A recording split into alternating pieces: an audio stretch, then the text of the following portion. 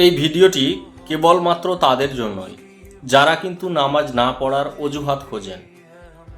অনেককে নামাজ পড়তে বললে তারা বলে কি যে তাদের কাজ রয়েছে, তাদের ফ্যামিলি চাপ রয়েছে, তাদেরকে দিনের বেলা কাজ করতে হবে, না হলে তাদের সংসার চলবে না।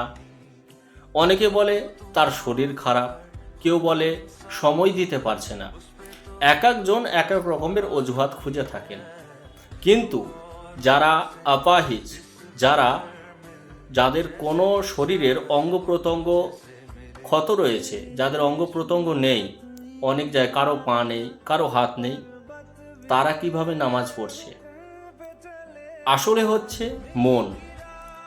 আপনার অন্তর যদি চায় ইবাদত করতে, তাহলে কেউ বাধা দিতে পারে না।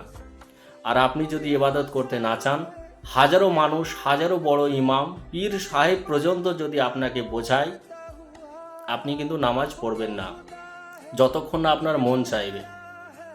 ইবাদত করুন, কারণ নিজের হিসেব নিজেকেই কিন্তু কবরে দিতে হবে, অন্য কেউ দিয়ে যাবে না। আপনারা অনেক অজুহাত করে থাকেন। এই ভিডিওতে আপনারা দেখছেন যারা নামাজ পড়ছে, এদের কি কারো শরীর ঠিক আছে? কারো না কারো কোনো না কোনো ক্ষতি আছে।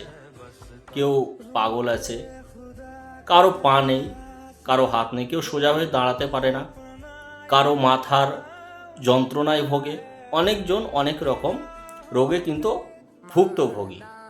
এর জন্য বলে থাকি, অজুহাত না করে নিজের মন থেকে গিয়ে কিন্তু মসজিদে আপনি গিয়ে নামাজ আদা করেন। নামাজ হচ্ছে আপনার জান্নাতের চাবিকাঠি। জান্নাতের চাবি হচ্ছে নামাজ। আপনি নামাজ না পড়লে ফরজ কিভাবে আদা হবে? আল্লাহ পাকের নির্দেশ, যাকে বলে ফরজ নামাজ, আপনাকে বাধ্যতামূলক সেটা পড়তেই হবে।